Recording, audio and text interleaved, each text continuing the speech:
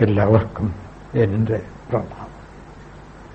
ആത്മോപദേശ ശതകത്തിലെ 50-ാം പദ്യമാണ് നമ്മൾ ഇന്ന് ആരംഭത്തിൽ ചർച്ച ചെയ്യുന്നത്.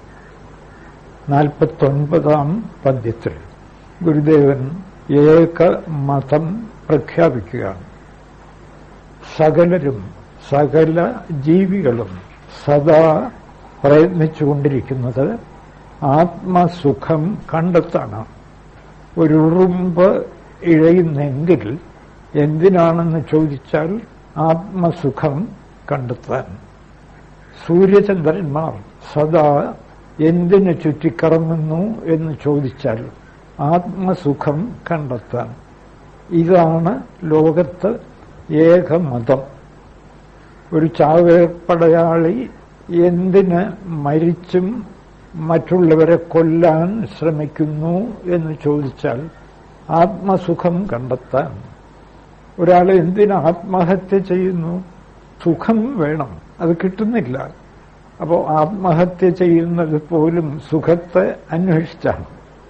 പക്ഷേ ആത്മാവ് എന്താണ്, എവിടെയാണ് അതിനെ അന്വേഷിക്കേണ്ടത് എന്ന് നിശ്ചയമില്ലാത്തതുകൊണ്ട് പലർക്കും ആത്മസുഖം കിട്ടുന്നില്ല.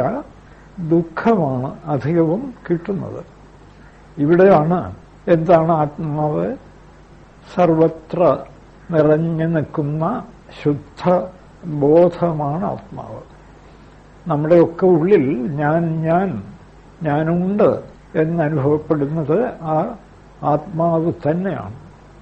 ശുദ്ധബോധം ശുദ്ധാനന്ദമാണ്. നമ്മളിന്ന് ആനന്ദം അനുഭവിക്കുന്നില്ലെങ്കിൽ ബോധം ആനന്ദമല്ലാത്തതുകൊണ്ടല്ല. ഒട്ടേറെ മറകൾ ആനന്ദാനുഭവത്തെ മറച്ചിരിക്കുന്നു. ഒരു വെളിച്ചം നമ്മുടെ മുമ്പിലുണ്ടെങ്കിൽ അതിൻ്റെ മുമ്പിൽ പല മറകളുമുണ്ടെങ്കിൽ ആ മറയ്ക്കിപ്പുറത്ത് അല്പം വെളിച്ചമൊക്കെ കിട്ടിയെന്ന് വരാം. പക്ഷെ ആ വെളിച്ചത്തിൻ്റെ യഥാർത്ഥ പ്രകാശം കിട്ടുകയേയില്ല. അതുകൊണ്ട് നമുക്കിന്ന് ആനന്ദം അനുഭവിക്കാൻ പറ്റാതെ വരുന്നത് അജ്ഞത കൊണ്ടുണ്ടായ ഭേദചിന്തയും രാഗദ്വേഷവും കൊണ്ട് മാത്രം. ഇതകന്നു കിട്ടുമോ? ഒരാൾ ഭേദചിന്ത അകറ്റുന്നു. ഗുരുദേവൻ പറഞ്ഞതുപോലെ സമ എന്ന ശക്തിയെ സമാശ്രയിച്ചുകൊണ്ട് കാണുന്ന എല്ലാ കാഴ്ചകളിലും ഇത് ബ്രഹ്മം. ആ അറിവിന്റെ സാമാന്യം ഇത് ബ്രഹ്മം എന്നുള്ളത് വിശേഷം. സമയെ ആശ്രയിക്കുന്ന ആൾക്ക് അറിവിന്റെ എല്ലാ വിശേഷവും ഒന്ന്. അത് നമ്മൾ കഴിഞ്ഞ ദിവസം ചർച്ച ചെയ്തതാണല്ലോ. അന്യയെ ആശ്രയിക്കുന്നവർക്ക് വിശേഷം അനന്തം. ഇത് കുളം, ഇത് മേശ, ഇത് അമീബ, ഇത് സൂര്യൻ, ഇത് ചന്ദ്രൻ എന്നിങ്ങനെ അനവധി.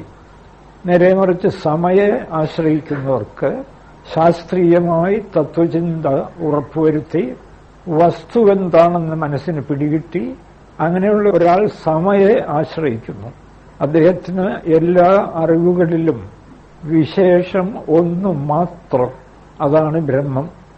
ഇത് ബ്രഹ്മം, എന്ത് കണ്ടാലും ഇത് ബ്രഹ്മം, ഇത് ബ്രഹ്മം, ഇത് ബ്രഹ്മം, ഇത് ബ്രഹ്മം, ഇത് ബോധം, ഇത് ബോധം എന്ന് എല്ലാറ്റിലും ഒരറിവ്. ആരീ സമയം ഉൾക്കൊള്ളുന്നുവോ അങ്ങനെയുള്ള ആൾക്ക് ക്രമേണ രാഗദ്വേഷങ്ങൾ അകലും. രാഗദ്വേഷങ്ങൾ അകലും തോറും അദ്ദേഹത്തിന്റെ മനസ്സ് ആത്മാനന്ദം ഉള്ളിൽ നിറഞ്ഞിരിക്കുകയാണ്. ആത്മാനന്ദം അതൊരിക്കലും നഷ്ടപ്പെട്ടിട്ടില്ല. പക്ഷെ മറ കൊണ്ട് അനുഭവപ്പെടുന്നില്ല.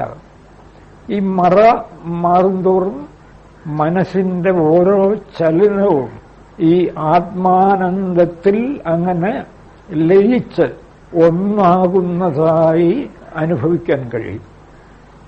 അത് ഈ നിർവികൽപ്പ സമാധ്യവസ്ഥ അനുഭവിച്ചിട്ടുള്ള എല്ലാവരും കൃഷ്ണനുൾപ്പെടെ, ശ്രീകൃഷ്ണനുൾപ്പെടെ വ്യക്തമാക്കിയിട്ടുണ്ട്. കൃഷ്ണൻ സ്ഥിതപ്രജ്ഞ ലക്ഷണത്തിൽ പറയുന്നു, യസ്യ സ്ഥിത ഭവേത് പ്രജ്ഞ. ആരുടെ അറിവാണോ സ്ഥിത, ഉറച്ചതായി ഭവിക്കുന്നു.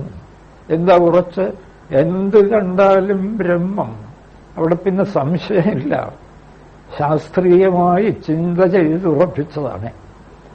അതുകൊണ്ട് എന്തും ബ്രഹ്മം എന്ന ബുദ്ധിയുടെ ഉറപ്പ് ആർക്കാണോ അത് സംഭവിച്ചിട്ടുള്ളത്, യസ്യ ആനന്ദോ നിരന്തര, അതോടുകൂടി അദ്ദേഹത്തിന് നിരന്തരം ഇടതടവില്ലാത്ത ആനന്ദം, പുറത്തൊന്നിനെയും ആശ്രയിക്കാതെ തന്റെ ഉള്ളിൽ തന്നെയുള്ള ആത്മാവിന്റെ സ്ഥിരമായ ആനന്ദം അദ്ദേഹം അനുഭവിക്കുന്നു.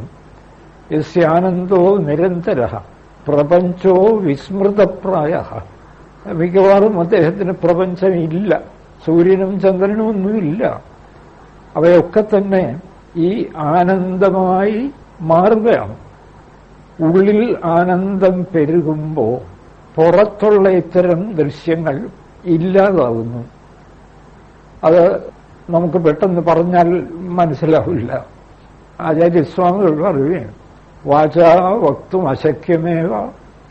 ഞാനിന്ന് അനുഭവിക്കുന്ന ആ ആനന്ദസ്ഥിതി വാക്കുകൊണ്ട് പറയാൻ എളുപ്പമല്ല.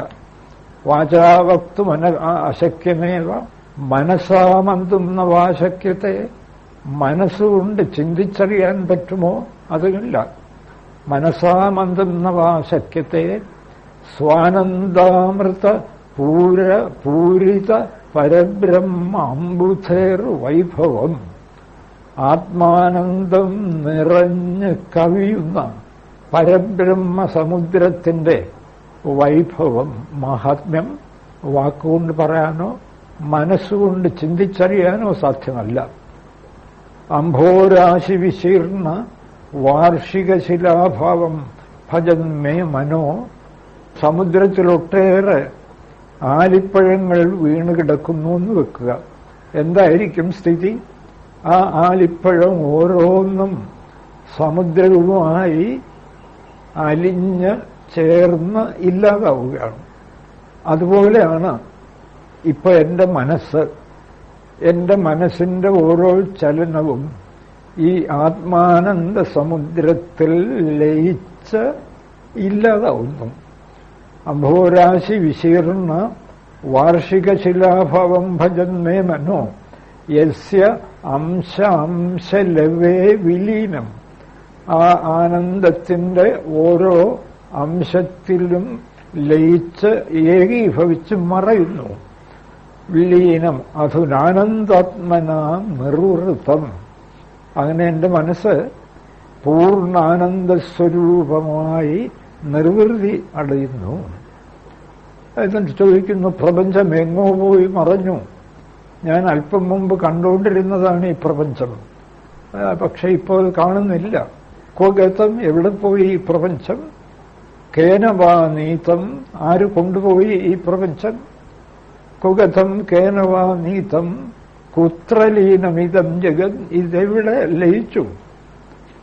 അധുനൈവം യാദൃഷ്ടം, ഞാൻ അല്പം മുമ്പ് ഇത് കണ്ടുകൊണ്ടിരുന്നതല്ലേ ഈ പ്രപഞ്ചത്തെ? അദ്ഭുതം, മഹദ് അദ്ഭുതം. ഇതിനേക്കാൾ എന്താണ് ഒരു അദ്ഭുതം? ഇതാണ് ഈ സർവം ബ്രഹ്മമയം, ബോധമയം എന്ന് അനുഭവിച്ച് ബ്രഹ്മാനന്ദത്തിൽ എത്തിച്ചേരുന്ന ഒരാളിന്റെ മാനസികാനുഭവം. ഒരുപക്ഷെ അദ്ദേഹം ഈ ഏകാന്ത സഹജ സമാധിയിൽ നിന്നും ഉണർന്ന് ലോകകാര്യങ്ങളിൽ ഏർപ്പെട്ടു നോക്കുക, സാരമില്ല. അപ്പോഴും അദ്ദേഹത്തിന് പ്രപഞ്ചമില്ല. ഇല്ല എന്ന് വെച്ചാൽ കണ്ണുകൊണ്ട് രൂപം കാണുന്നില്ല എന്നാണോ അർത്ഥം? ഒന്നുമല്ല. ചെവി കൊണ്ട് ശബ്ദം കേൾക്കുന്നില്ലെന്നാണോ? അല്ല, ചെവി കേൾക്കുന്നു, കാണുന്നു. പക്ഷേ നമ്മുടെ എഴുത്തച്ഛൻ പറയുന്ന പോലെ യാതൊന്നു കണ്ടതോ നാരായണ പ്രതിമ, ഒക്കെ ആ ബ്രഹ്മത്തിന്റെ പ്രകടഭാവം. മരുഭൂമിയിൽ വെള്ളം ഇല്ല എന്ന് മരുഭൂമിയിൽ ചുറ്റും നടന്നു നോക്കി ബോധ്യപ്പെട്ട ഒരാൾ മരുഭൂമിയുടെ അറ്റത്ത് വന്ന് നിന്നാൽ അതുപോലാണ് ഈ സമാധി വിട്ടിട്ട് ലേശം ഒരു ശരീരബോധത്തിലേക്ക് വരികയാണ്. അങ്ങനെ വരുന്നയാൾ ഈ മരുഭൂമിയെ നോക്കി നടന്ന് കണ്ടിട്ട് മരുഭൂമിയുടെ അറ്റത്ത് വന്ന് നിൽക്കുന്ന ഒരാളിനെ പോലെയാണ്. അങ്ങനെ മരുഭൂമിയുടെ അറ്റത്ത് വന്ന് നിൽക്കുമ്പോൾ വീണ്ടും വെള്ളമുണ്ടെന്ന് തോന്നും. പക്ഷെ എത്ര തോന്നിക്കോട്ടെ, അനുഭവം എന്താ? അവിടെ ഒരു തുള്ളി വെള്ളവുമില്ല. എങ്ങനെയാണ് അനുഭവം? ചുറ്റും നടന്ന് പൂർണ്ണമായും പരിശോധിച്ചതാണ്. അവിടെ ഒരു തുള്ളി വെള്ളവുമില്ല. കണ്ടോട്ടെ, കണ്ടു എന്ന് വിചാരിച്ച് ഉണ്ടെന്ന് അനുഭവിക്കണോ? അതുപോലാണ് വ്യക്തമായ ബ്രഹ്മാനന്ദം അനുഭവിച്ചുണർന്ന് സർവം ബോധം എന്നുറപ്പു വന്നു. വീണ്ടും മായാമയമായ ശരീരത്തിലേക്ക് അല്പം ലോകവ്യവഹാരവേളയിൽ ഇറങ്ങി വന്നോട്ടെ. കണ്ണുരൂപം കാണുന്നുണ്ട്, പക്ഷെ കാണുന്നത് ബ്രഹ്മം. മരുഭൂമിയിൽ എത്ര അലകൾ, വെള്ളത്തിന്റെ തിരകൾ കണ്ടാലും മരുഭൂമി. എന്താ സംശയം? ഇതാണൊരു ജീവൻ മുക്തന്റെ സർവം ബ്രഹ്മമയം എന്ന അനുഭവത്തിന്റെ രഹസ്യം. അദ്ദേഹം ലോകത്ത് സഞ്ചരിച്ചാലും ശരി, ഏകാന്തമായ സമാധിയിൽ പറ്റി നിന്നാലും ശരി, എന്ത് കർമ്മത്തിലേർപ്പെട്ടിരുന്നാലും ശരി, അദ്ദേഹത്തിന് പ്രപഞ്ചമില്ല. രൂപം കാണുന്നുണ്ട്, ശബ്ദം കേൾക്കുന്നുണ്ട്, പക്ഷെ കാണുന്നതൊക്കെ ബ്രഹ്മസ്വരൂപം, കേൾക്കുന്നതൊക്കെ ബ്രഹ്മം. ഇതാണ് ഗുരുദേവൻ. നമുക്കിതെങ്ങനെ കിട്ടും? നമുക്കിത് ശീലിക്കുക. ഈ സമയെ സമാശ്രയിച്ചുകൊണ്ട് ഓരോ കാഴ്ചയിലും വിശേഷം, അതായത് ഇത് കുടം എന്ന് രണ്ട് പദമാണല്ലോ. ഇത് എന്നുള്ളത് സാമാന്യം. അന്യയെ ആശ്രയിക്കുന്ന ഒരാൾക്ക് വിശേഷം കുടം, മേശ, കസേര, അമീബ, സൂര്യൻ, ചന്ദ്രൻ, നിരവധി വിശേഷം. നേരെമറിച്ച് സമയെ ആശ്രയിക്കുന്ന ആൾക്ക് ഇത് ബ്രഹ്മം, ഇത് ബ്രഹ്മം, ഒരേ ഒരു വിശേഷം. കൃഷ്ണൻ പറയുന്ന വ്യവസായാത്മിക ബുദ്ധി, തീരുമാനം വന്ന ബുദ്ധി, നല്ലവണ്ണം ശാസ്ത്രീയമായി വിചാരം ചെയ്ത് തീരുമാനിച്ചു. എന്താ ജഗത്ത്? ജഗത്ത് അഖണ്ഡ ബോധം. ബോധമില്ലേ ജഗത്തില്ല. അതുകൊണ്ട് ജഗത്ത് ബോധം. ഇത് ആവർത്തിച്ച് ശാസ്ത്രീയമായി വിചാരം ചെയ്തു. എത്രത്തോളം വിചാരം ചെയ്യുന്നു അത്രത്തോളം ഈ ശാസ്ത്രസത്യം ഉറയ്ക്കുന്നു. ഉറച്ചപ്പോ അദ്ദേഹം തീരുമാനിച്ചു, ഇനി ഞാനിവിടെ പലത് കണ്ടിട്ടെന്താ വിശേഷം? കാണുന്നിടത്തൊക്കെ ബുദ്ധി കൊണ്ട് ഇത് ബ്രഹ്മം, ബ്രഹ്മം. വ്യവഹാരത്തിൽ മറ്റുള്ളവർക്ക് അതൊരു പക്ഷേ ബോധ്യപ്പെട്ടില്ലെങ്കിൽ പോലും ഒരു സത്യം കാണാൻ ദൃഢനിശ്ചയം ചെയ്ത ഒരാൾ ഏത് വസ്തുവിലും ഏത് കാഴ്ചയിലും ബ്രഹ്മത്തെ തന്നെ കാണാൻ ബുദ്ധിയെ പഠിപ്പിക്കുന്നു. എത്രയെത്ര മനോയാതി ബ്രഹ്മണസ്തത്ര ദർശനം. മനസ്സെവിടെയൊക്കെ ചെന്ന് പറ്റുന്നോ അവിടെയൊക്കെ ബ്രഹ്മത്തെ. ശാസ്ത്രീയമായ സത്യം. ശാസ്ത്രീയമായി ഇത് തെളിഞ്ഞെങ്കിൽ പിന്നെ എന്തിന് മറ്റൊന്ന് കാണാൻ പോകുന്നു? വ്യവഹാരത്തിൽ കണ്ടോളൂ നാടകം, വെറും വേഷം, അഭിനയം, നാമരൂപങ്ങൾ. വസ്തു ഒന്ന്, നാമരൂപങ്ങൾ. അഭിനയത്തിനായിക്കോളൂ, ഒരു വിരോധമില്ല. രാമൻപിള്ള രാവണ വേഷം കെട്ടിയാൽ രാവണനായി അഭിനയിക്കുന്നില്ലേ? പക്ഷെ രാമൻപിള്ളയ്ക്ക് വല്ല സംശയമുണ്ടോ താൻ രാവണനല്ലെന്ന കാര്യത്തിൽ? താൻ രാമൻപിള്ളയാണെന്ന കാര്യത്തിൽ അദ്ദേഹത്തിന് ഒരു നിമിഷം പോലും സംശയമില്ല. അതുപോലെ ഒരു സത്യാന്വേഷി, ദൃഢനിശ്ചയമുള്ള സത്യാന്വേഷി എല്ലാറ്റിലും ബ്രഹ്മത്തെ തന്നെ കാണാൻ ബുദ്ധിയെ പരിശീലിപ്പിക്കുന്നു. അത് സാധന. ഒരു ഘട്ടം വരുമ്പോ ബുദ്ധി ഈ ആനന്ദാനുഭവത്തിൽ ലയിച്ച് സർവത്ര ആനന്ദം അനുഭവിക്കുന്നു. അതാണ് ഒരു സ്ഥിതപ്രജ്ഞന്റെ ബ്രഹ്മാനന്ദാനുഭവം.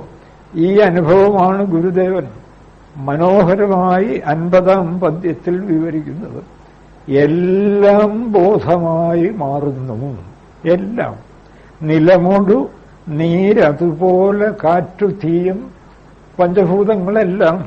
നിലമുടെ ഭൂമി, നീര്, വെള്ളം, അതുപോലെ കാറ്റു, തീയും, വായു, തേജസ്, വെളിയും, ആകാശം. എന്തിന്? ഉള്ളിലുള്ള അഹംകൃതി, വിദ്യയും മനസ്സും. വിദ്യയുമില്ല, പിന്നെ മനസ്സുമില്ല, അഹങ്കാരവുമില്ല, ഒന്നുമില്ല. ഒക്കെ ബ്രഹ്മത്തിലെ വെറും പ്രതിഭാസങ്ങൾ, ഭ്രമദൃശ്യങ്ങൾ. നിലമുഴു, നീര്, അതുപോലെ വളരെ പച്ചമലയാളം, അതുപോലെ കാറ്റുതീയും വെള്ളിയും അഹംകൃതി, വിദ്യയും മനസ്സും. എന്ന് വേണ്ട, അലകളും ആഴിയും തിരമാലകളും സമുദ്രവും. ഇത്രയും പറഞ്ഞിട്ട് നേരെ തിരമാലകളിലേക്കും സമുദ്രത്തിലേക്കും എന്തിനു കടന്നു? അയ്യോ, ആ അത്ഭുതകരമായ രൂപം സമുദ്രം. എന്താ ഈ സമുദ്രം? വെറും ബോധം. ബോധം. അലകളും ആഴിയും എന്നു വേണ്ട, എന്തിനധികം പറയുന്നു? എന്നു വേണ്ട എല്ലാ ഉലകവും, അനന്ത കോടി ബ്രഹ്മാണ്ടങ്ങൾ ഉൾപ്പെട്ട എല്ലാ ഉലകും ഉയർന്നെന്ന് വെച്ചാൽ ആ ആനന്ദ സമുദ്രത്തിൽ ലയിച്ച് അറിവായി മാറിടുന്നു. വളരെ പച്ച മലയാള ഭാഷയിൽ അറിവെന്ന് പറഞ്ഞാൽ ബോധം, ബ്രഹ്മം, അഖണ്ഡബോധം ബ്രഹ്മമായി മാറുന്നു. ഇതൊക്കെ നമുക്ക് പെട്ടെന്ന് കേട്ടാൽ വിശ്വാസം തോന്നില്ല. ശ്രമിച്ചു നോക്കുക. കുറേശ്ശെ നമ്മുടെ മനസ്സ് രാഗദ്വേഷങ്ങൾ പോയി നമ്മിൽ ഒരാനന്ദം മറമാറി നിറയുകയാണ്. മറമാറി നിറയുന്നു. ആനന്ദം പുതുതായിട്ടുണ്ടാക്കുകയൊന്നുമല്ല. എല്ലാവരും അനുഭവിക്കാൻ ആഗ്രഹിക്കുന്നത് ഈ ആനന്ദമാണ്. എന്തിന്? നല്ലൊരു പാട്ട് കേൾക്കുമ്പോൾ മറ്റും മനസ്സ് പൂർണ്ണമായും ആ ആനന്ദത്തിൽ ലയിച്ചൊന്നും അറിയാതെ കഴിയുന്നു. ലൗകിക തലത്തിൽ പോലും ഇത് ആത്മാനന്ദമാണ്.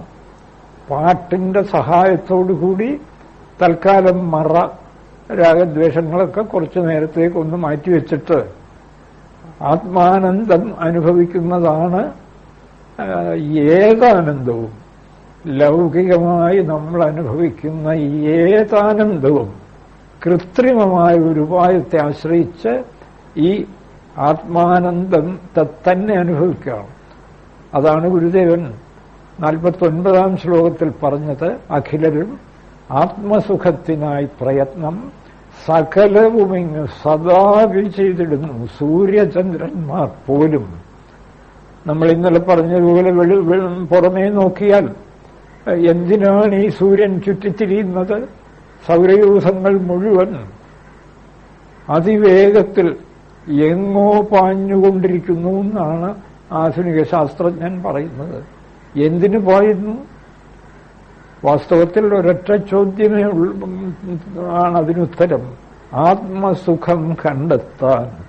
അല്ലാതെ സൂര്യനിപ്പോ വേറെ എന്താ ആവശ്യം? ആത്മസുഖം കണ്ടെത്താനാണ്. അതിങ്ങനെ പാഞ്ഞ് ഒരു ഘട്ടത്തിൽ അങ്ങില്ലാതാവും. നമ്മളൊക്കെ അങ്ങനെ തന്നെ എന്തിനോ വേണ്ടി പായുന്നു, അറിയുന്നില്ല ആത്മസുഖത്തിനു വേണ്ടിയാണ് പായുന്നതെന്ന്. ആത്മാവിനെ കിട്ടാതെ ഒടുവിൽ സ്വയം ഇല്ലാതാവുന്നു. ഒരു തൃപ്തിയുമില്ലാതെ പൂർണ്ണ അസംതൃപ്തിയോടുകൂടി ഇല്ലാതാവുന്നു. ആ പാച്ചിൽ നടക്കട്ടെ. അതിനിടയ്ക്ക് ഈ സത്യം കൂടെ ഗ്രഹിച്ച് ഭേദചിന്തയും രാഗദ്വേഷവും ഒഴിവാക്കുക. അങ്ങനെ ഒഴിവാക്കിയാൽ നിലമുടു നീരതുപോലെ കാറ്റു തീയും വെളിയും അഹങ്കൃതി വിദ്യയും മനസ്സും അലകളും ആഴിയും എന്നു വേണ്ട എല്ലാ ഉലകും, അനന്ത കോടി ബ്രഹ്മാണ്ടങ്ങൾ ഉൾപ്പെട്ട ഉലകം അറിവായി മാറിയിടുന്നു. എന്ത് ലളിതമായി എന്ന് പറഞ്ഞു വെക്കുകയാണെങ്കിൽ നമുക്ക് ചിലപ്പോ ഇത് ഒക്കെ ബോധം. ഇവിടെ ബോധമല്ലാതെ അണുപോലും മറ്റൊന്നുമില്ല. 1000 ആഭരണങ്ങൾ നിരന്നിരുന്നാലും ആഭരണ നാമരൂപങ്ങളിൽ സ്വർണമല്ലാതെ അണുപോലും മറ്റൊരു പുതിയ വസ്തുവില്ല. അതാണ് ഉപനിഷത്ത് പ്രഖ്യാപിക്കുന്നത്. നിങ്ങൾ ശാസ്ത്രീയമായി മനസ്സുകൊണ്ട് ഇത് വിചാരം ചെയ്തുറപ്പിക്കണം. നേഹ നാനാസ്തി കിഞ്ചന, ഇവിടെ ലേശം പോലും പലതില്ല. ഈ ശാസ്ത്രീയ സത്യം ഗ്രഹിക്കാതെ നമ്മളിനി എവിടെയൊക്കെ ഓടി നടന്നാലും എന്തെല്ലാം കഠിന പ്രയത്നങ്ങൾ ചെയ്താലും അതൊക്കെ നടക്കട്ടെ, നിവൃത്തിയില്ല, അതൊക്കെ ചെയ്തുകൊണ്ടിരിക്കും. പക്ഷെ ഇതുകൂടെ കൂട്ടിച്ചേർത്ത് മനസ്സിനെ ഏകത്വം പഠിപ്പിച്ചില്ലെങ്കിൽ മറ്റെന്ത് ചെയ്താലും ജീവിതത്തിൽ കാര്യമായ ഒരു ശാന്തിയും സുഖവും അനുഭവിക്കാൻ പോകുന്നില്ല. അത് ശരി. അപ്പോ ഈ ഞാനാണല്ലോ ഗുരുദേവ ഇതൊക്കെ ചെയ്യുന്നത്, ഞാൻ ജീവാത്മാവാണല്ലോ ഇതൊക്കെ ചെയ്യുന്നത്. ഈ ജീവാത്മാവ് ഇത് എവിടുന്ന് വന്നു? അതിനുത്തരമാണ് 51-ാം പദ്യം. അറിവിലിരുന്ന് ഒരഹന്ത ആദ്യമുണ്ടായി വരും, ഇതുപോൽ ഇതിനോടൊരിതന്ത വാമയായും. മായാശക്തി, ബ്രഹ്മത്തിന്റെ മായാശക്തി ബ്രഹ്മത്തെ വിഭജിക്കുകയാണ്. എന്താ? ആദ്യം ഞാൻ എന്ന ജീവാത്മാവ് ഉണ്ടെന്ന് തോന്നിക്കുന്നു. അതോടൊപ്പം തന്നെ ജഡദൃശ്യങ്ങളും ഉണ്ടെന്ന് തോന്നിക്കുന്നു. ഇതിനെക്കുറിച്ച് കൂടുതൽ ചോദിക്കരുത് എന്ന് പറഞ്ഞാൽ, മായ എന്തിനുണ്ടായി, എന്തിനീ ജീവന്റെ തോന്നലുളവാക്കി? അനിർവചനീയ. മായയെ നിർവചിക്കാനേ സാധ്യമല്ല. ഇതാ ശക്തിയുടെ ജോലിയാണ്. അന്തിമമായി അവിടെ ശക്തിയുമില്ല, ജ്ഞാനുമില്ല, പ്രപഞ്ച ദൃശ്യങ്ങളും ഇല്ല. മരുഭൂമി എന്തിനീ വെള്ളത്തിന്റെ തോന്നലുളവാക്കി? മരുഭൂമി അതൊന്നും ചെയ്തിട്ടില്ല. മരുഭൂമി ഒരു തുള്ളി വെള്ളത്തിന്റെ തോന്നൽ പോലും ഉളവാക്കിയിട്ടില്ല. ഇപ്പുറത്തു നിന്ന് ഭ്രമിക്കുന്ന ആളിന് അവിടെ വെള്ളം തോന്നുന്നു. അതിനിപ്പം മരുഭൂമി എന്തോ ചെയ്യാൻ? ഇപ്പുറത്തു നിന്ന് ഭ്രമിക്കുന്ന ആളാണ് ഈ ജീവൻ. പക്ഷെ ജീവൻ അവിടെ ഉണ്ടായില്ലേ? ഉണ്ടായി. വെള്ളം ഉണ്ടായില്ലേ? ഉണ്ടായി. ഉണ്ടെന്ന് തോന്നി. എവിടെ ഉണ്ടായി? ആരും ഉണ്ടായില്ല. വെള്ളവും ഉണ്ടായില്ല, ഒന്നും ഉണ്ടായില്ല. ഈ ജഗത്തുണ്ടായിട്ടേ ഇല്ല. പിന്നെ ഉണ്ടായി എന്ന് തോന്നുന്നു. ഇരുട്ട് ഒരിടത്തുണ്ടായിട്ടേ ഇല്ല. ഇരുട്ടെന്നൊരു വസ്തുവില്ല. ഇപ്പൊ രാത്രിയാവുമ്പോ ഇരുട്ട് വരുന്നു, സൂര്യൻ അസ്തമിക്കുമ്പോൾ ഇരുട്ട് വരുന്നു. സൂര്യൻ എന്തിന് ഇരുട്ട് വരുത്തി? സൂര്യൻ ഒരിടത്തും ഇരുട്ടൊന്നും വരുത്തിയിട്ടില്ല. സൂര്യൻ നിൽക്കുന്നിടത്തൊന്നും ഇരുട്ടില്ല. സൂര്യൻ അസ്തമിച്ചപ്പോ മറ്റുള്ളവർക്ക് ഇരുട്ടുണ്ടെന്ന് തോന്നി. ആ ഇരുട്ടിനകത്തകപ്പെട്ടു. എന്നിട്ട് അവിടെ നിന്നുകൊണ്ട് എവിടുന്നാണ് ഈ ഇരുട്ട് വന്നത്? ഒരാൾ അന്വേഷിക്കുകയാണ് വളരെ ഗാഠമായി. ഇരുട്ടിനകത്ത് നിന്നുകൊണ്ട് എവിടുന്ന് ഇരുട്ട് വന്നു? ഞാൻ കണ്ടുപിടിച്ചേ അടങ്ങൂ. ഇരുട്ടത്ത് നിന്ന് തീരുമാനിക്കുകയാണ്. ഒരിക്കലും സാധ്യമല്ല. എന്താ? ഇരുട്ട് വന്നിട്ടില്ല. ഇരുട്ടിനൊരു ഉത്പത്തി സ്ഥാനമില്ല. ഇരുട്ട് വസ്തുവല്ല. സൂര്യൻ പ്രകാശം മറഞ്ഞപ്പോ ഇരുട്ടുണ്ടെന്ന് തോന്നി, അത്രയേ ഉള്ളൂ. ഇതിനെന്താ പരിഹാരം? പ്രകാശം മറഞ്ഞപ്പോഴല്ലേ ഇരുട്ടുണ്ടെന്ന് തോന്നിയത്? പ്രകാശം കൊണ്ടുവരൂ, ഇരുട്ട് മാറിത്തരും. പിന്നെ ഇരുട്ടിനെ കുറിച്ച് അന്വേഷിക്കേണ്ട ആവശ്യവുമില്ല. അതുപോലെ പൂർണ്ണ ബോധ അനുഭവം അല്പം മങ്ങി, മറഞ്ഞു. അതിനൊരു മറ വന്നു. അവിടെയുമൊക്കെ അതെന്തിനു മങ്ങി? അതൊന്നും ചോദിക്കരുത്. അനുഭവം തൽക്കാലം മങ്ങിയിരിക്കുകയാണെന്ന് അനുഭവിക്കുകയല്ലേ. തൽക്കാലം ഇരുട്ടുണ്ടെന്ന് നിങ്ങൾ അനുഭവിക്കുന്നല്ലോ. നിങ്ങൾ പ്രകാശം കൊണ്ടുവരൂ. അതുപോലെ പൂർണ്ണമായ വസ്തു എന്തിനു മങ്ങി? അത് ഇവിടെ നിന്ന് ചോദിച്ചാൽ ഒരിക്കലും പിടിയിട്ടില്ല. മരുഭൂമിയിൽ ഒരു തുള്ളി വെള്ളവുമില്ല.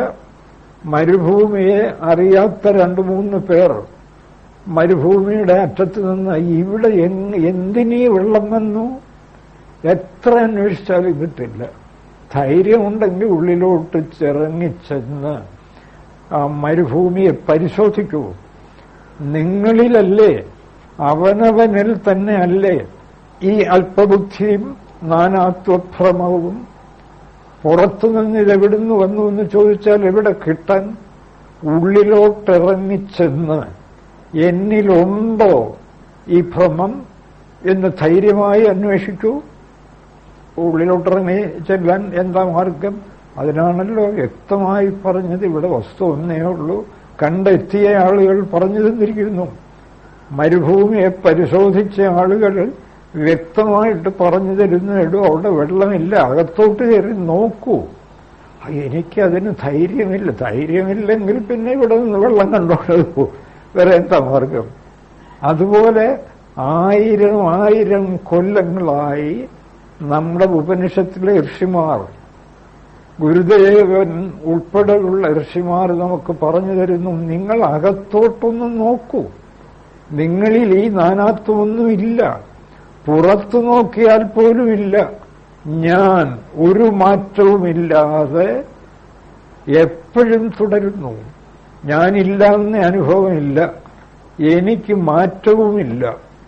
ഞാൻ ജനിച്ച അന്നു മുതൽ മരിക്കുന്നത് വരെ, അല്ലെങ്കിൽ ഉണർന്നിരിക്കുമ്പോഴോ സ്വപ്നത്തിലോ ഉറക്കത്തിലോ സകലതും മാറുന്നു. ശരീരം പോലും മാറുന്നു. പക്ഷെ ഞാൻ മാറുന്നില്ല. ആ മാറാത്ത സത്യത്തിന്റെ യഥാർത്ഥ രൂപം അറിയാൻ ഉള്ളിലേക്ക് കടന്നിട്ട് മാറ്റാവുന്നതിനെയൊക്കെ മാറ്റൂ. മാറ്റാവുന്നതിനൊക്കെ ഈ മാറാത്ത സത്യം അതിൽ ചേർത്ത് വച്ചിരിക്കുകയാണ്. അതെന്തിനു ചേർത്ത് വെച്ചു എന്നൊന്നും ഇപ്പൊ ചോദിക്കരുത്. അത് മാറ്റാൻ കഴിയുമല്ലോ. ഇപ്പം നമ്മുടെ ഉള്ളിലുള്ള ഭേദചിന്തകളും രാഗദ്വേഷങ്ങളും നാം ഗാഠമായി വിചാരിച്ചാൽ നിശ്ചയമായും മാറും. ഇതൊക്കെ ഒന്നാണ് എന്ന ആ തത്വം ഉൾക്കൊണ്ടിട്ട് ഞാനിനി ഒന്നിനോടും പ്രത്യേകം രാഗബദ്ധനാവില്ല, ഒന്നിനോടും ദ്വേഷബദ്ധനുമാവില്ല. ഇതൊക്കെ ഒന്നാണ്. ഞാൻ എൻ്റെ രാഗദ്വേഷങ്ങളെ മാറ്റും. എൻ്റെ ലൗകിക ചിന്തകളെ ഒക്കെ ബ്രഹ്മസ്വരൂപമാക്കി മാറ്റും എന്ന് ദൃഢനിശ്ചയം ചെയ്താൽ മാറുമല്ലോ. അങ്ങനെ മാറുമെന്നുള്ളതിനെ മാറ്റി നോക്കൂ. പിന്നീട് നമുക്ക് ആലോചിക്കാം ഇതൊക്കെ എന്തിനു വന്നു. അതായത് പ്രകാശം കൊണ്ടുവന്ന് നോക്കൂ, ഇരുട്ട് മാറും. പിന്നെ ഇരുട്ടിനെ കുറിച്ച് ചിന്തിക്കേണ്ട ആവശ്യമേ വരുന്നില്ല. അതുപോലാണ്. അല്ലാതെ ഇവിടെ നിന്ന് എന്താണ് ഈ ബ്രഹ്മാനന്ദം, അതിനെന്താണ് ഈ കുഴപ്പം പറ്റിയത് എന്നൊക്കെ ആലോചിച്ചുകൊണ്ടിരുന്നാൽ ജന്മജന്മാന്തരങ്ങളിലും ഒരു പിടിയും കിട്ടില്ല. അതാണ് ഈ ഭൗതിക ശാസ്ത്രജ്ഞന്മാരും മറ്റും ഇത് കിട്ടാനായിട്ട് ഗ്രഹാന്തരങ്ങളിൽ അമ്പരന്ന് ഓടുന്നു. ഒന്നും കിട്ടുന്നില്ല. കുറച്ച് മണൽത്തരിയും വെള്ളവും ഒക്കെ അല്ലാതെ ചൊവ്വയിൽ പോയിട്ടും അപ്പുറത്ത് പോയിട്ടും ഒരു വസ്തു കിട്ടുന്നില്ല. അതിവിടെ ഉപനിഷത്ത് പറഞ്ഞിട്ടുണ്ട്, ഇവിടെ എന്തുണ്ടോ അത് മാത്രമേ പരലോകത്തുള്ളൂ. അവിടെ എന്തുണ്ടോ അത് മാത്രമേ ഇവിടെയുമുള്ളൂ. ഇവിടെ ഉള്ള മണൽ ചൊവ്വായിലുമുണ്ട്, വെള്ളവും ചൊവ്വായിലുമുണ്ട്. അത് പിന്നെ അത് കിട്ടാനായിട്ടിപ്പോ ചൊവ്വയിൽ പോണോ? ഇത്രയും പണവുമൊക്കെ ചെലവാക്കി. പക്ഷേ ആത്മതത്വം പിടികിട്ടാത്ത ഏത് ഗംഭീരനും ഇങ്ങനെ അലഞ്ഞ് തിരിഞ്ഞുകൊണ്ടിരിക്കും. ഒടുവിൽ പൊടുന്നനെ ജീവിതവും അവസാനിക്കും. ഏത് ശാസ്ത്രജ്ഞന്റെയും എന്ത് കിട്ടിയെന്ന് ചോദിച്ചാൽ എനിക്ക് സ്വല്പ വെള്ളം കിട്ടി എന്ന് പറഞ്ഞാൽ ജീവിതം ധന്യമാവുമോ? ഒരിക്കലും ആവില്ല. ഇത് വ്യക്തമായി ധരിച്ച് മറ്റൊന്നും ചെയ്യണ്ടെന്ന് വേദാന്തം ഒരിക്കലും പറയുന്നില്ല. അതാണ് അർജുനനോട് നിനക്ക് യുദ്ധം ചെയ്യണമെങ്കിൽ യുദ്ധം ചെയ്യും. പക്ഷെ ഈ സത്യം ഉൾക്കൊണ്ട് ഇവിടെ ഒരു ഭീഷ്മരുമില്ല, ദ്രോണരുമില്ല, ആകെ ഒരു ആത്മതത്വമേ ഉള്ളൂ എന്ന് ഉറപ്പിച്ചുകൊണ്ട് യുദ്ധം ചെയ്യും. ഒരു ഘട്ടം എത്തുമ്പോൾ നീ ആ ബ്രഹ്മാനന്ദത്തിൽ മുഴുവൻ, പിന്നെ നിനക്ക് യുദ്ധവും വേണ്ട, ഇവിടെ ഒന്നുമില്ല, ആരെയും കൊല്ലാനുമില്ല. അതുപോലാണ് ചൊവ്വായിലോ എവിടെ വേണോ പൊക്കോളൂ, ചന്ദ്രനിലോ. പക്ഷേ ഈ സത്യം കിട്ടിക്കഴിഞ്ഞു. സത്യം സ്പഷ്ടമായി തെളിഞ്ഞിട്ടുണ്ട്. ആ സത്യത്തെയും കൂട്ടിച്ചേർത്ത് ഈ കർമ്മരംഗത്ത് വർത്തിക്കൂ. കർമ്മരംഗം ഭ്രമമാണ്. എങ്ങനെ വന്നു എന്നൊന്നും തൽക്കാലം നിശ്ചയമില്ല. ആ ഭ്രമത്തെ മാറ്റാൻ വസ്തു കണ്ടെത്തിയ മഹാത്മാക്കൾ കാണിച്ചു തന്നിട്ടുണ്ട്. ആ വസ്തുവിനെയും ഉൾക്കൊണ്ട് ഭ്രമത്തിൽ സഞ്ചരിക്കൂ, വസ്തു ഉറപ്പുവരും, ഭ്രമം മാറിക്കോളും. അങ്ങകലെ ഒരു കയർ കിടക്കുന്നു, പാമ്പാണെന്ന് തോന്നുന്നു, അറിവുള്ളവർ പറയുന്നു അവിടെ പാമ്പില്ല, കയറേ ഉള്ളൂ. എങ്ങനെ അറിയാം? അടുത്തോട്ട് ചെന്ന് നോക്കൂ. പേടിയുണ്ടെങ്കിൽ ഒരു കമ്പുമെടുത്ത് പതുക്കെ പതുക്കെ പോയാൽ മതി. പതുക്കെ പതുക്കെ അങ്ങോട്ട് ചെല്ലൂ. ഒരു പക്ഷേ പാമ്പ് 10 മറ്റോ എടുക്കണേ കമ്പുണ്ടല്ലോ, അടിക്കാം. അങ്ങനെ ഈ ഭൗതികമായ ലക്ഷ്യമൊക്കെ തന്നെ തൽക്കാലം മുമ്പ് വെച്ചോണ്ട് ഈ സത്യവും കൂടി ചേർച്ചാൽ യുദ്ധം ചെയ്യണമെങ്കിൽ യുദ്ധം ചെയ്തുകൊണ്ട് ഈ സത്യത്തെ കൂടെ കൂട്ടിച്ചേർക്കും. അങ്ങ് അടുത്തോട്ട് ചെല്ലും തോറും പാമ്പല്ല കയറാണെന്ന് തെളിയും. കുറച്ചുകൂടെ അടുത്ത് ചെല്ലുമ്പോൾ വടിയങ്ങ് കളയാം.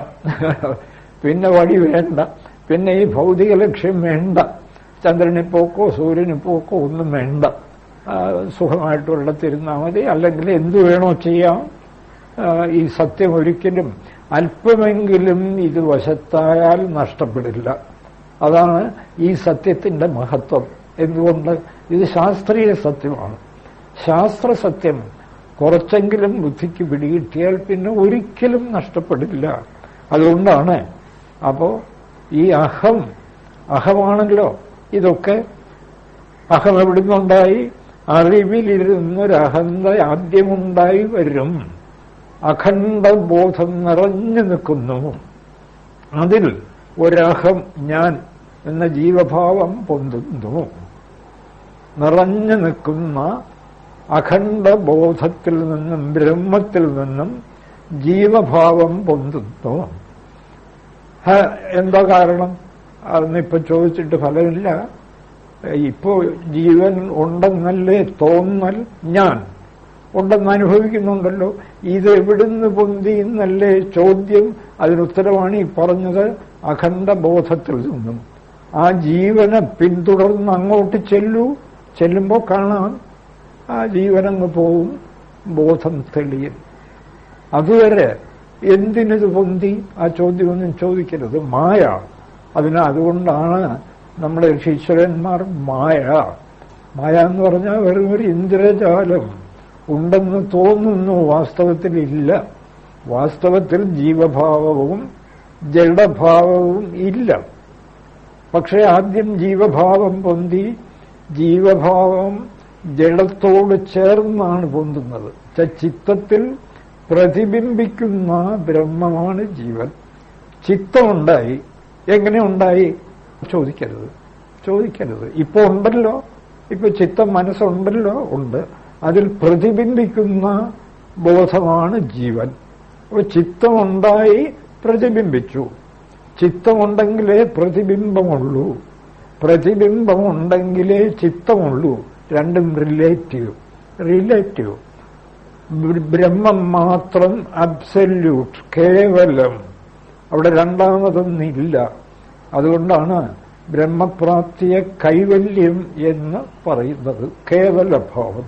ഇങ്ങോട്ട് ജീവനിലേക്ക് കടന്നാൽ റിലേറ്റിവിറ്റി ആരംഭിക്കുന്നു. കാലവും ദേശവും ഒക്കെ റിലേറ്റീവാണെന്ന് ഐൻസ്റ്റീൻ തെളിയിച്ചിട്ടുണ്ടല്ലോ. വേദാന്തം പറയുന്നത് കാലവും ദേശവുമല്ല, ഇവിടെ സർവവും റിലേറ്റീവ്. ഐൻസ്റ്റീൻ അത്രേ പിടികിട്ടുള്ളൂ. ഇവിടെ സ്പന്ദിക്കുന്ന എനർജിയുടെ ഓരോ സ്പന്ദനവും അടുത്ത സ്പന്ദനവുമായി ബന്ധപ്പെട്ടിരിക്കുന്നു.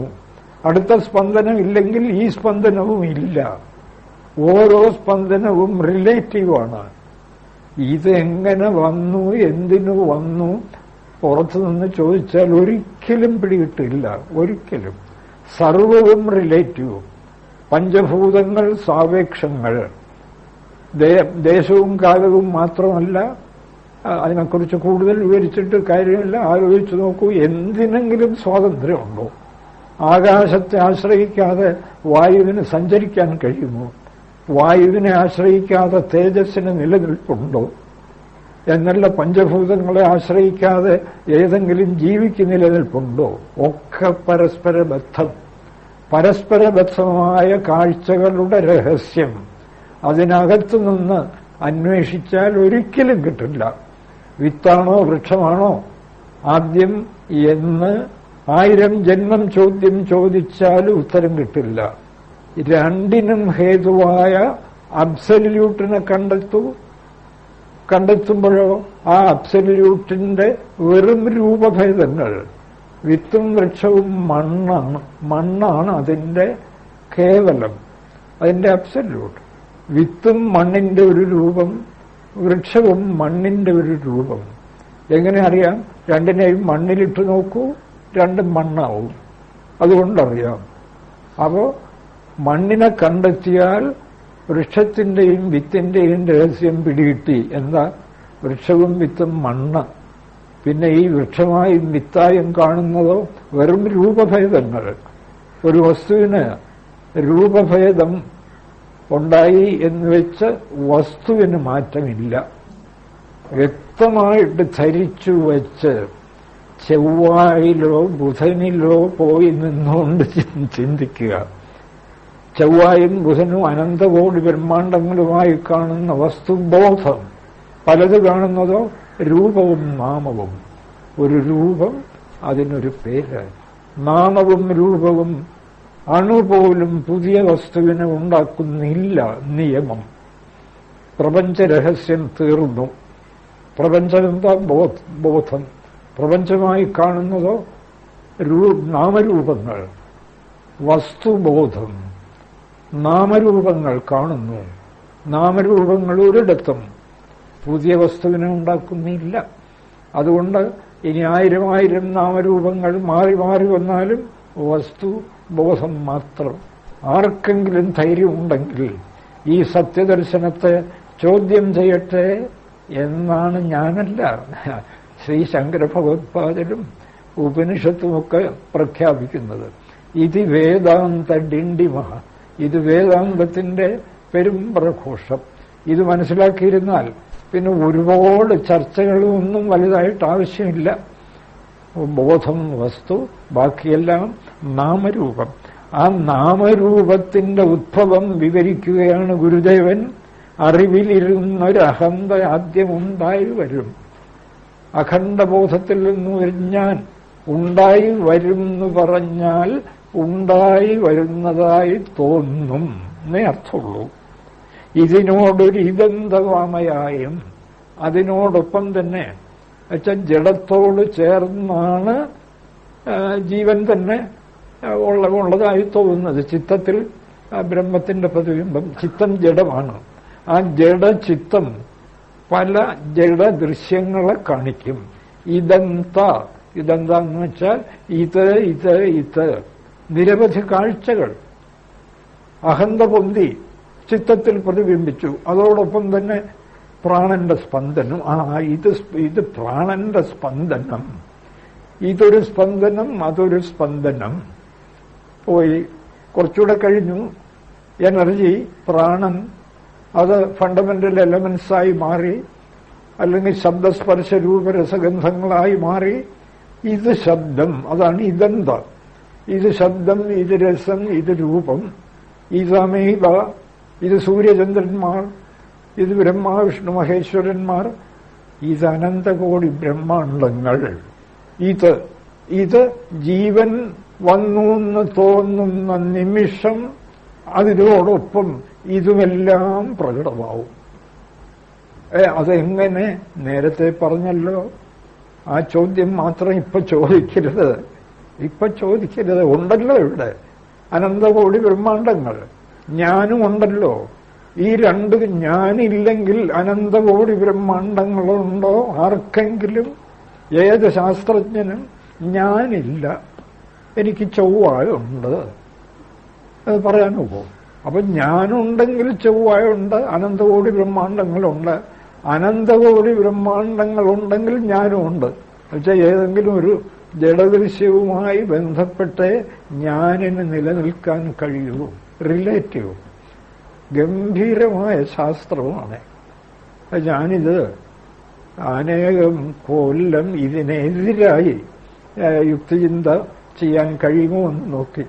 ഇത് മാത്രമല്ല, പല പ്രത്യയ ശാസ്ത്രങ്ങളും ഒക്കെ വായിച്ചു നോക്കി. പക്ഷെ ഈ വേദാന്ത യുക്തി ഈ എതിർക്കാൻ ശ്രമിക്കും തോറും അത് ഉറയ്ക്കുന്നു. മറ്റ് പ്രത്യയ ശാസ്ത്രങ്ങളൊക്കെ ചിന്നിച്ചിതറി അസ്തമിക്കുകയാണ്. ഒന്നിനും നിലനിൽപ്പില്ല. ഒരു ഭൗതിക ശാസ്ത്ര സിദ്ധാന്തത്തിനും രണ്ട് ചുവട് അങ്ങോട്ട് പോയാൽ നിലനിൽപ്പില്ല.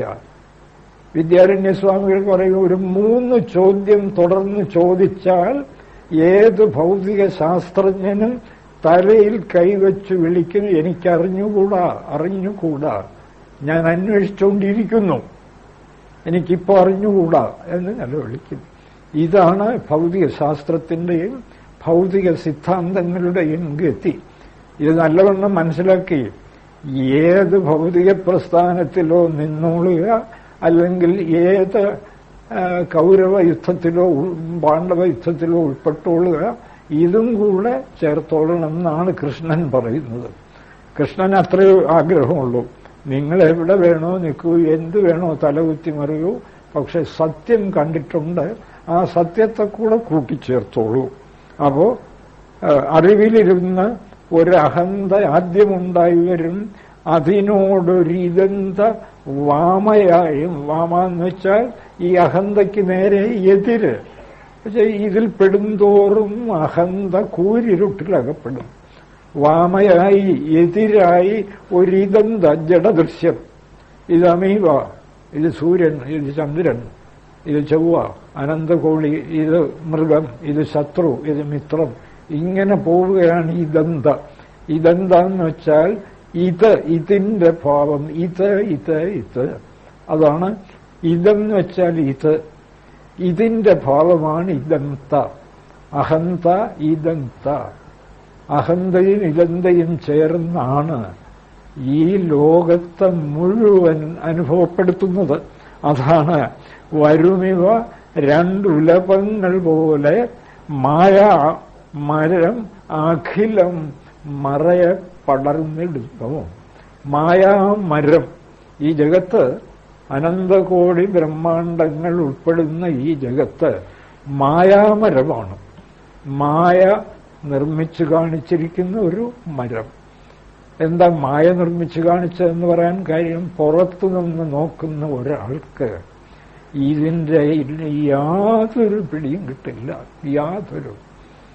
കൃഷ്ണൻ ഗീതയിൽ 15-ാം അധ്യായത്തിൽ പറയുന്നു, കഠോപനിഷത്തിൽ പറഞ്ഞ കാര്യമാണ്. ഈ ജഗത്ത് മുകളിൽ വേരും താഴോട്ട് കൊമ്പുകളും ഇലയുമായിട്ടുള്ള ഒരാൽമരമാണ്. ഒരു അശ്വത്ഥം, ഊർധ്വമൂലം അധശാഖം, ഇത് വായിച്ചു നോക്കുക. ഊർധ്വമൂലം അധശാഖം അശ്വത്ഥം പ്രാഹുരവ്യയം. മുകളിലാണ് എന്റെ പേര് ബ്രഹ്മം, താഴെ അതിന്റെ ഇലകൾ, ഭൗതിക ദൃശ്യങ്ങൾ. എന്നിട്ട് കൃഷ്ണൻ പറയുന്നു, ഈ അശ്വത്ഥം, ഇപ്പൊ ഞാൻ പറഞ്ഞത് കേട്ടാ തോന്നുന്നു ഇതൊരു വിരുദ്ധമാണല്ലോ. എന്താ ഒരു വൃക്ഷം മുകളിൽ വേര് താഴോട്ട് ഇല? അതെങ്ങനെയാണ് കൃഷ്ണ? അർജുന അതൊന്നും ചോദിക്കരുത് ഇവിടെ, എന്നോട് അതൊന്നും ചോദിക്കരുത്. ഈ വൃക്ഷത്തിന്റെ പരമരഹസ്യം ആർക്കും പിടികിട്ടില്ല. ന രൂപമസ്യേഹ തഥോപലഭ്യത്തെ. ഞാനീ പറഞ്ഞ രീതിയിൽ നിനക്കിപ്പോ അതിനെ കാണണം എന്ന് വെച്ചാൽ കാണാനും നോക്കില്ല. അതിന്റെ വേര് മുകളിലാണ്, ഇലയുമൊക്കെ താഴെയുമാണ്. ന രൂപമസ്യേഹ തഥോപലഭ്യത്തെ. അതിന്റെ രൂപം ഇവിടെ നിന്ന് അങ്ങനെ കാണാനും നോക്കില്ല. നാന്തോ നചാദി. ഇതെവിടെ അവസാനിക്കുന്നു? ഒരു പിടിയുമില്ല. എന്നുവെച്ച ആദിഹി, ഇതിന്റെ ആദ്യം എവിടെ? ഒന്നും അർജുന തൽക്കാലം എന്നെ ഇട്ട് വിഷമിപ്പിക്കരുത്, ഒന്നും ചോദിക്കരുത്. എന്നുവെച്ച അന്തോ ന രൂപമസ്യേഹ തഥോപലഭ്യത്തെ നാന്തോ നച്ചാതിർ നച്ച സംപ്രതിഷ്ഠ. ഇതെവിടെ ഉറച്ചു നിൽക്കുന്നു? എവിടെ ഉറയ്ക്കാനില്ലാത്ത ഇതെവിടെ ഉറയ്ക്കാൻ? പക്ഷെ അത് തീർത്ത് പറയുന്നില്ല. അതിന്റെ എനിക്കറിഞ്ഞൂടാ ഇതെവിടെയാണ് ഇതിന്റെ വേരൊക്കെ ഉറച്ചു നിൽക്കുന്നത്, എനിക്കറിഞ്ഞൂടാ. നച്ച സംപ്രതിഷ്ഠ. പക്ഷെ സാരമില്ല അർജുന, ഞാൻ ഒരു കാര്യം പറയാം. ഈ വൃക്ഷത്തെ നിനക്ക് മുറിച്ചു കളയാൻ പറ്റും. അത് പിന്നെ അതിന്റെ ആദിക ഒന്നും സാരമില്ല. അസംഗശസ്ത്രേണ അശ്വത്ഥമേനം സുവിരൂഢമൂലം.